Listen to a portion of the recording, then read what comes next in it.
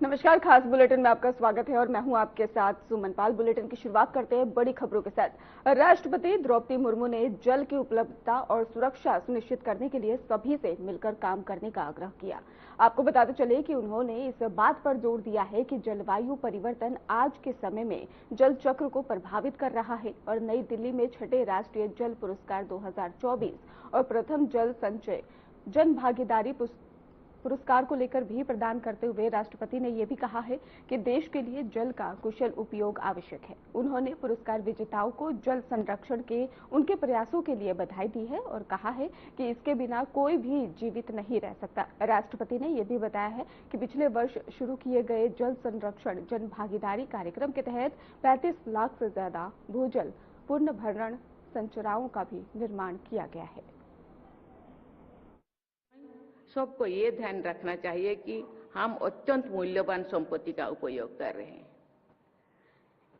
जनजातीय समुदाय के लोग जल सहित प्रकृति के सभी संसाधनों का बहुत सम्मान के साथ उपयोग करते हैं। जल संसाधनों का सर्वाधिक सक्षम तरीके से उपयोग करना हमारे सभी देशवासियों की जीवन शैली का अभिन्न अंग होना चाहिए। व्यक्तिगत और सामूहिक स्तर पर सभी को जल संरक्षण के प्रति निरंतर सचेत रहना चाहिए। हमारे देश की जन चेतना में जल चेतना का संचार बहुत जरूरी है। मैं कहा करती हूं कि जनशक्ति के बल पर ही जल शक्ति का संचयन और संरक्षण किया जा सकता है। मुझे विश्वास है कि जनशक्ति की प्रबल भागीदारी से हम सब जल समृद्ध भारत का लक्ष्य अवश्य प्राप्त करेंगे। केंद्रीय गृह मंत्री अमित शाह ने दिल्ली ब्लास्ट को लेकर बड़ा बयान दिया है। उन्होंने कहा है कि दिल्ली धमाके के दोषियों को पाताल से भी ढूंढ कर लाएंगे। उन्होंने कहा है कि उनके लिए हर हाल में ही कठोरतम सजा सुनिश्चित करेंगे और इसके साथ ही शाह ने उत्तरी क्षेत्रीय परिषद की 32वीं बैठक को संबोधित करते हुए कहा कि प्रधानमंत्री नरेंद्र मोदी के नेतृत्व में आतंकवाद को जड़ से खत्म करना सरकार की सामूहिक प्रतिबद्धता है और दिल्ली में ही लाल किले के पास 10 नवंबर को हुए विस्फोट में 2 अन्य घायलों की अस्पताल में मौत के बाद मृतकों की संख्या भी बता दें आपको कि अब बढ़कर 15 हो गई है।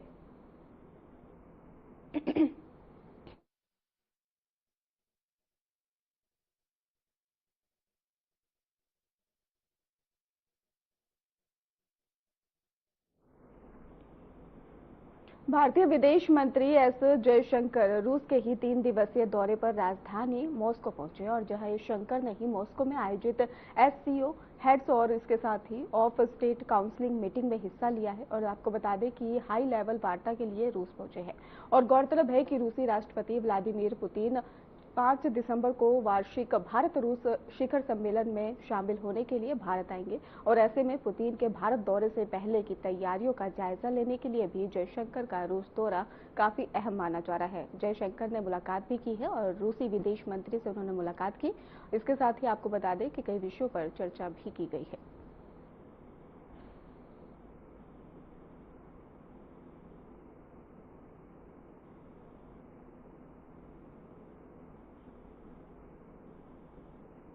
बांग्लादेश के पूर्व प्रधानमंत्री शेख हसीना को मौत की सजा सुनाई गई है। उन्होंने ढाका की आईसीटी ने हत्या के लिए उकसाने और हत्या का आदेश देने के लिए मौत की सजा दी। बाकी मामलों में ही उन्हें उम्र कैद की सजा सुनाई और आईसीटी ने उन्हें 5 मामलों में आरोपी बनाया था। आपको बता दें कि ट्रिब्यूनल ने ही शेख हसीना को जुलाई 2024 के छात्र आंदोलन के दौरान हुई हत्याओं का मास्टरमाइंड बताया। वहीं दूसरे आरोपी पूर्व गृह मंत्री आपको बता दें कि उन्होंने भी हत्याओं का दोषी माना और इसके साथ ही फांसी की सजा सुनाई। सजा का ऐलान होते ही कोर्ट रूम में ही मौजूद लोगों ने तालियां बजाई।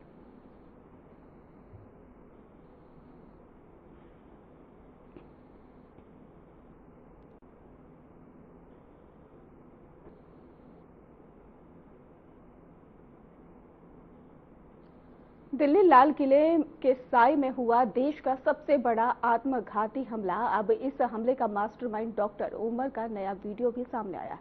इस वीडियो में आतंकी साफ साफ कह रहा है कि ये ऑपरेशन मास्टरमाइंड है और आत्महत्या नहीं।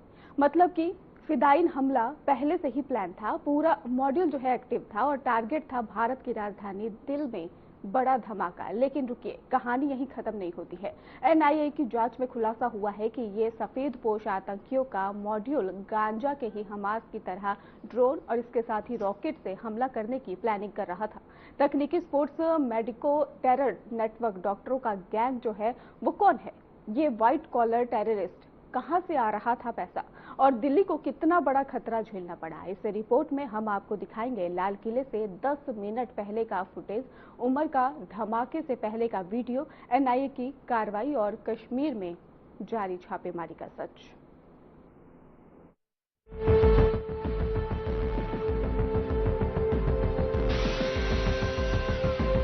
लाल किले के साय में हुआ देश का सबसे बड़ा आत्मघाती हमला और अब इस हमले का मास्टरमाइंड डॉक्टर उमर का नया वीडियो सामने आया है।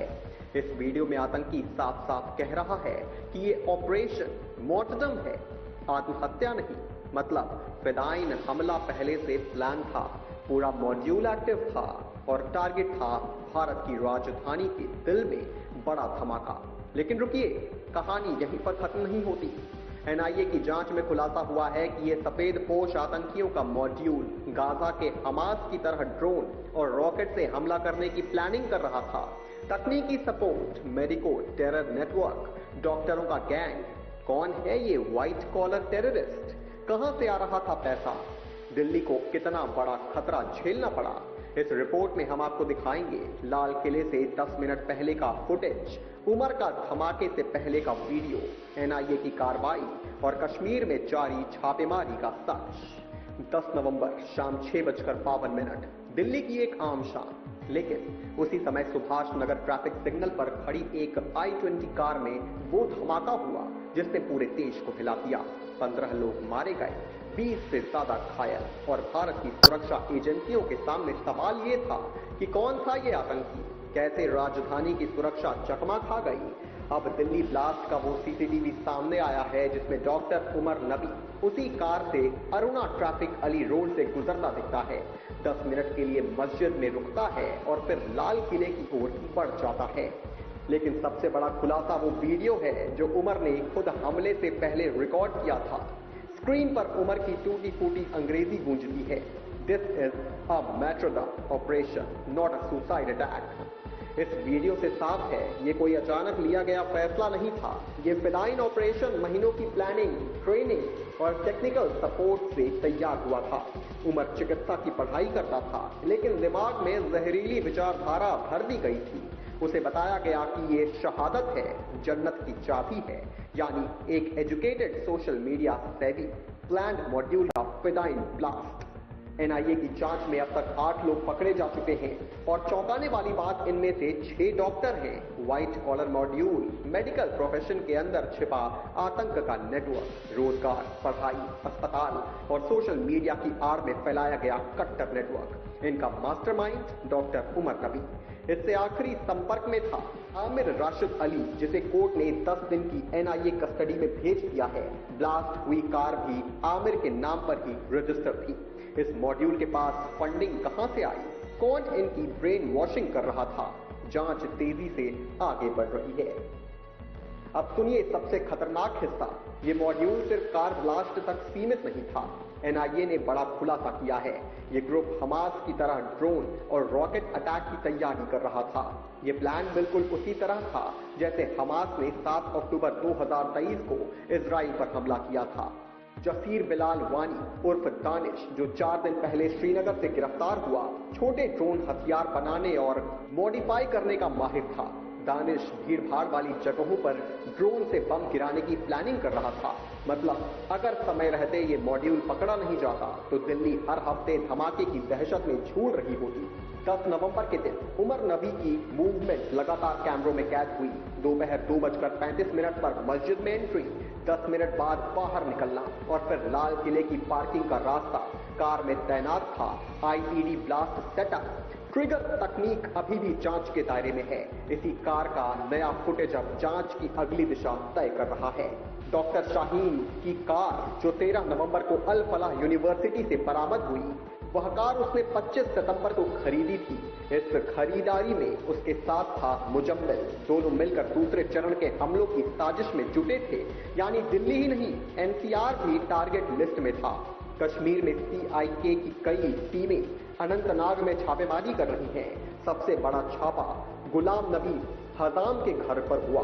ये सभी लोग कट्टरपंथ, आतंक फंडिंग और युवाओं को आतंकी संगठन में भर्ती कराने वाले नेटवर्क का हिस्सा बताए गए हैं। टीम में डिजिटल डिवाइस, दस्तावेज और मोबाइल डेटा जब्त किया है।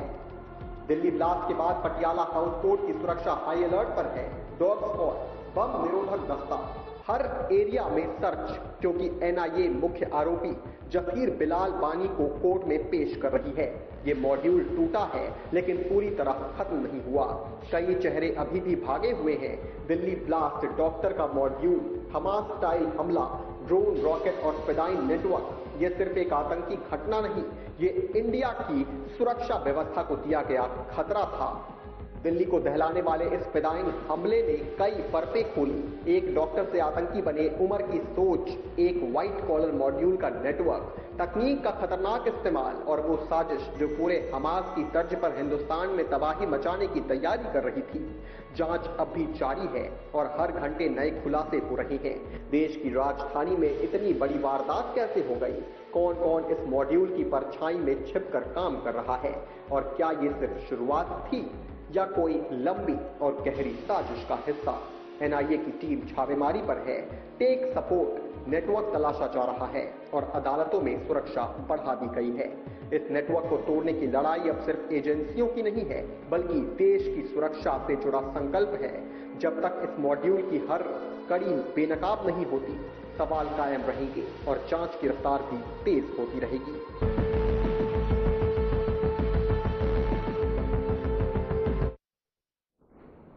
दिल्ली लाल किला बम ब्लास्ट मामले में ईडी ने हरियाणा के फरीदाबाद में मौजूद अल फलाह यूनिवर्सिटी और उसके ट्रस्टियों से जुड़े ठिकानों पर छापेमारी की है। आपको बता दें कि सुबह करीब 5 बजे शुरू हुई छापेमारी को लेकर ईडी की तरफ से कोई आधिकारिक बयान सामने नहीं आया है। ईडी सूत्रों के अनुसार बताया जा रहा है कि कुल 25 ठिकानों पर एक साथ छापेमारी शुरू की गई और ईडी की टीमें दिल्ली के ओखला में मौजूद यूनिवर्सिटी के मुख्यालय, फरीदाबाद कैंपस और ट्रस्टियों के घरों और कार्यालयों पर छापेमारी कर रही है और दस्तावेजों की जांच और जब्ती का भी काम जो है लगातार जारी है। ईडी फिलहाल इस मामले से जुड़े संभावित वित्तीय और ऑपरेशनल संबंधों की भी जांच कर रही है और सूत्रों की माने तो फिर अल फलाह यूनिवर्सिटी के कामकाज में कई वित्तीय गड़बड़ियां भी सामने आ रही हैं। तो दिल्ली बम ब्लास्ट मामले में ईडी की ये बड़ी कार्रवाई है। 25 ठिकानों पर बताया जा रहा है कि छापेमारी लगातार जारी है।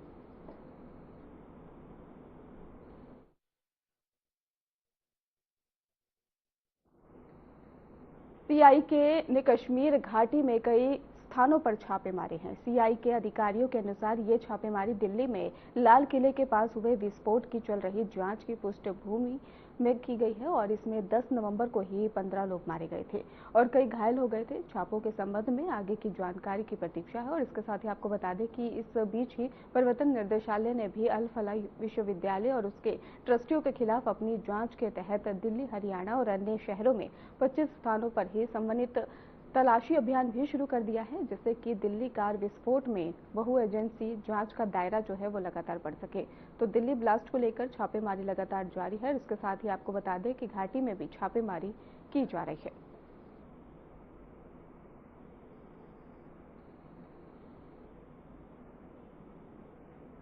दिल्ली एनसीआर में एयर क्वालिटी बेहद खराब होने के साथ आसमान में जहरीली धुंध की चादर छाई हुई है।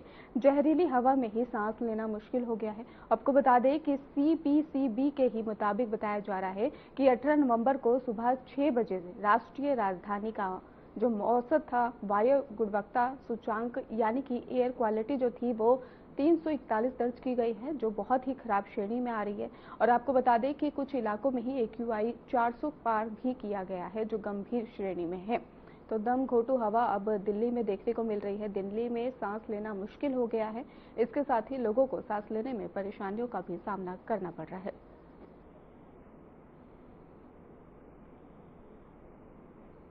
देश में आधार कार्ड आपकी पहचान, आपकी मौजूदगी और आपकी सुरक्षा तीनों की ही चाबी है। लेकिन आपको बताते चले कि इसी आधार पर अगर आपके साथ में इसके आड़ में ही फर्जीवाड़ा करने वालों को लेकर भी धोखा देने वाले और इसके साथ ही आपकी पहचान को हथियार बनाकर ही अगर इसको लेकर अपराध करने वाले लोग तेजी से ही बढ़े हैं, तो नौकर से लेकर किराएदार तक, उधार मांगने वाले से लेकर फ्रॉड गैंग तक फर्जी आधार कार्ड बनवाना अब आसान भी था और खतरनाक भी। लेकिन अब तस्वीर बदल रही है, क्योंकि UIDAI एक ऐसा नया आधार ऐप लेकर आया है जो आपकी पहचान को न सिर्फ डिजिटल कवच देता है, बल्कि फर्जी आधार कार्ड को सैकड़ों में ही बताया जा रहा है कि पकड़ भी सकता है।